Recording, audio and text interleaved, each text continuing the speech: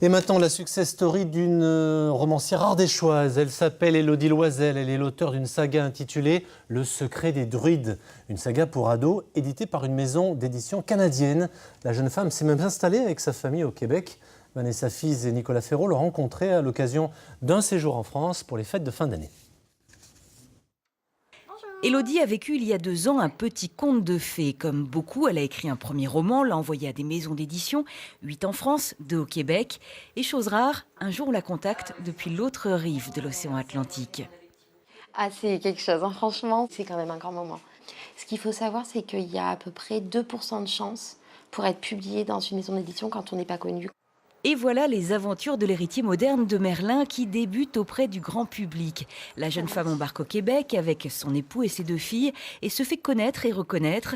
Le retour en France pour les fêtes de fin d'année est l'occasion de feuilleter un premier album souvenir. Le premier salon, ça a été un grand moment. Parce que le premier jour, ça a été dur. C'était la première fois que j'étais confrontée à mon public. C'est ma première ligne d'attente. Ma première file d'attente pour venir me voir. Donc ça, c'est cool aussi. C'est quelque chose, la première file d'attente. L'héritier de Merlin est le premier roman d'Élodie Loisel, le début d'une saga en plusieurs tomes. On y suit le destin d'apprentis druides dans la forêt de Brocéliande. La Bretagne donc, mais l'Ardèche n'est jamais loin. Le héros est d'ici, de Meis. Dans le 3e tome, il est de retour chez lui, pas pour longtemps comme Élodie. Kendrick court et remonte la rue de son enfance, ses chaussures raclant les pavés centenaires.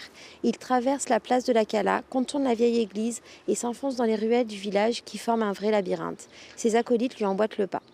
Les 3 novates sont sportifs. Pourtant, quand ils jettent un œil derrière eux, leurs poursuivants réduisent à chaque foulée l'écart qui les sépare de leur proie. Élodie Loisel est désormais ardéchoise et québécoise de cœur. Elle prépare le 4e tome du Secret des druides. Entre-temps, son premier thriller, Les yeux du vide, vient de paraître au Québec. Il sera disponible en librairie en France au mois de janvier.